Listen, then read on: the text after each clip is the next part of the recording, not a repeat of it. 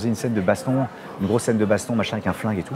Ouais. Donc c'est long à répéter, tu vois, on a des boules qui c'est un plan de séquence, on se tape dessus, on tire. C'est dans un espèce de, tu vois, dans un PMU, donc t'as tout qui claque. Et puis à un moment, il dit, en fait, je pense que je vais tourner cette séquence, mais dans le reflet d'une cuillère sur le sol. Donc le mec qui dit ça, tu vois, je me dis, attends, on a répété le truc pendant 2 jours.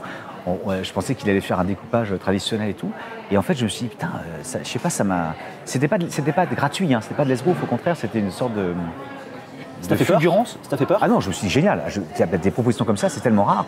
Je sais qu'aujourd'hui, j'ai besoin d'être ému et surpris par ça. Enfin, en tout cas, c'est même être en danger, quoi, quelque part. Être de, tu te de rends pas être compte, sûr, parce que tu te dis, si ça foire, on n'aura pas découpé de trucs machin, mais je me dis, ça, c'est une dynamique et une prise de risque d'un cinéaste que j'ai rarement croisé. Je ne demande pas tout le temps, toutes les séquences ne doivent pas être tournées dans des cuillères, tu vois ce que je veux dire, c'est pas l'idée. Mais j'aime bien être surpris. C'est vrai qu'au bout d'un certain temps, comme si ça fait assez longtemps que je travaille, mine de rien, je sens que j'ai besoin de ça un peu. J'aime bien ça. Cette scène dont parle Pio Marmaille, c'est l'une du film Le Roi Soleil, réalisé par Vincent Maël Cardona. Tac, tac, tout est charpos. L'occasion de discuter avec Pio en commençant par une question simple et directe. Est-ce que c'est vraiment un métier, acteur? Ah, c'est mon métier. Moi, j'ai toujours dit que c'était un métier. C'est mon travail. Moi, Ça veut dire quoi, alors? Mon travail, ça veut dire que ça nécessite une sorte de formation et puis de rigueur, en fait. De technique?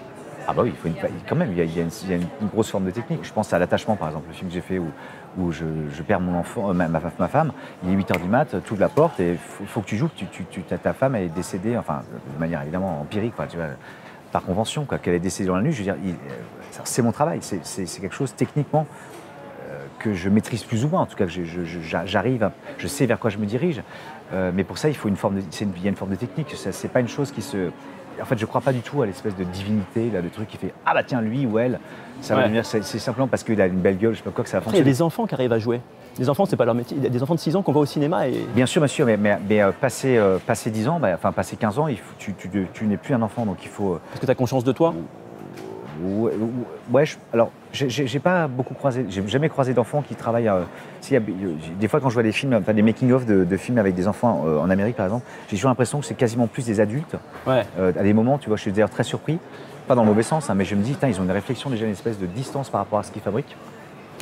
Après, je suis désolé, je t'interromps, mais sur Le Roi Soleil, ce qui est intéressant, c'est qu'il y a Fianso, qui n'est pas un acteur à la base. Il y a même le gars qui joue le tenancier du bistrot, Nico, ouais, bien sûr. Ouais. qui n'est pas acteur. Comment ça se passe quand tu joues avec des gens qui ne sont pas acteurs, donc c'est pas le métier, quoi? Pour moi, c'est pas problématique. Enfin, en tout cas, tant que c'est pas des gens qui freinent la fabrication, qui freinent pas par leur niveau de jeu, mais par un truc qui peut être juste de l'anti-jeu ou je sais pas quoi. Là, au contraire, ce qui compte, c'est l'écoute. Enfin, je pense. Hein. Quand tu joues avec quelqu'un, il faut être capable de l'entendre et vice versa. Il faut pas tout le temps chercher à exister. Ouais. J'estime qu'à un moment, c'est vrai, hein, ce que je dis. C'est dur, parce que quand on est acteur, on a un ego et tout, en général, on a quand même... Oui, mais ça, comment dire, c'est un travail aussi d'essayer d'avoir un tout petit peu de simplicité. Parce que l'ego, c'est un moment ou un autre, ça dégonfle. D'ailleurs, je pense, enfin, j'espère. C'est quand même la vie, et ça, c'est bien fait, à cet endroit-là. Ce que j'aime bien, c'est qu'il y avait des gens qui, effectivement, n'étaient pas professionnels, mais je trouve que ça participe de la singularité du film, qui déjà en lui-même est assez singulier. Nico, il a un PMU, il gère un vrai PMU chez lui. C'est ça, ouais. C'est un type, il arrive là-dedans, on lui dit, bah voilà, en fait, il y a des bastons, il y a des trucs, il va se massacrer la tronche à coups d'extincteur. Je veux dire, le mec, sa vie, c'est plus servir des bières et vendre des paquets de cigarettes, donc c'est sûr que il n'aura pas le même truc de professionnalisme, mais c'est pas grave, au contraire. Je trouve que ça participe cette espèce de laboratoire qu'on a essayé de générer. Avant d'être acteur, tu as fait beaucoup de métiers manuels. Est-ce que acteur, c'est un métier manuel ou est-ce que c'est un métier intellectuel? Je pense que c'est, en tout cas manuel, c'est un mot qui est un peu galvaudé. Oui, parce que j'étais préparateur de moto en même temps. J'ai fait de la sérigraphie aussi. Enfin, en tout cas, à cette époque-là de ma vie, j'avais besoin d'avoir un truc très concret devant moi. Quand je fabriquais un véhicule, par exemple, c'est très long comme travail. Mais je sais que quand j'ai soudé une ligne d'échappement, par exemple, je sais que concrètement, quand je voyais cet objet qui était fini devant moi, ça me paraissait plus évident et plus net le résultat d'une journée de travail que quand je faisais un film où je tournais une séquence et je me disais, ça rentre dans un espèce de magma général et puis à la fin, si c'est bien monté, machin, ça donnera quelque chose d'un petit peu cohérent ou de beau. Et là, au contraire, je sais que c'est quelque chose que j'avais fabriqué moi. Donc, je sais pas, c'est con, hein, mais je le touchais de mes mains et ça me rassurait. Je me disais, voilà, je ne fais pas qu'un travail qui appartient tu sais, un peu une sorte de chimie physique ou un truc qui peut un sorte de miracle à des moments. Non, au contraire, c'était très, très concret. Moi, j'avais besoin de ça. Aujourd'hui, je fais plus confiance au travail que je fais comme acteur. Je pense que le travail, le regard intellectuel qu'on peut avoir sur un scénario, c'est un truc qui se passe un peu en amont. On peut aussi échanger avec les partenaires, mais j'estime qu'à un moment, il faut arrêter de réfléchir.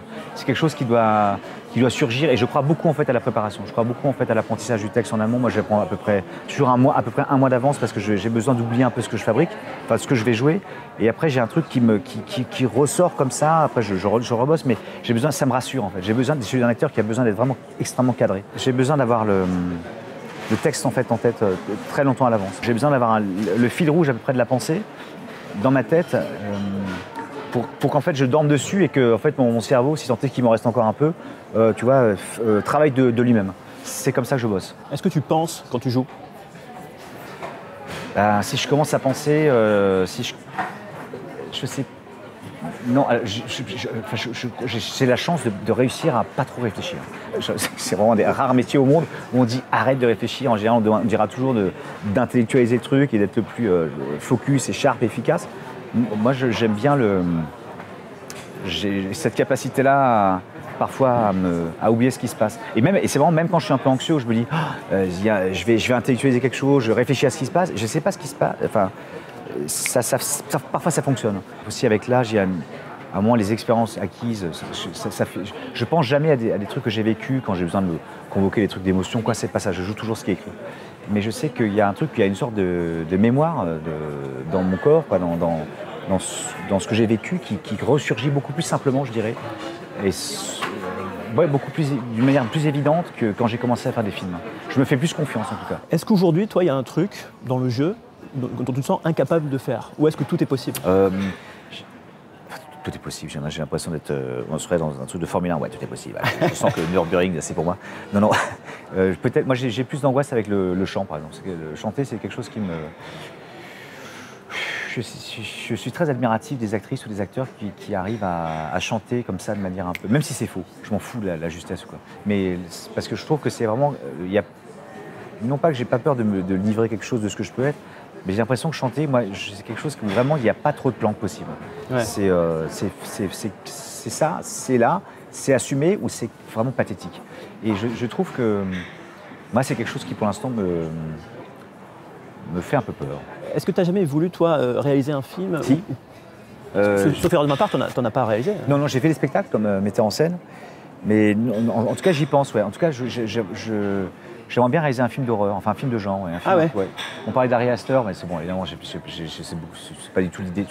Beaucoup... Hereditary, Midsommar. Ouais, mais en tout cas, j'aime. En tout cas, ce que dégage son cinéma, je ne dis pas que je vais faire son travail, c'est pas. Bref, t'as compris.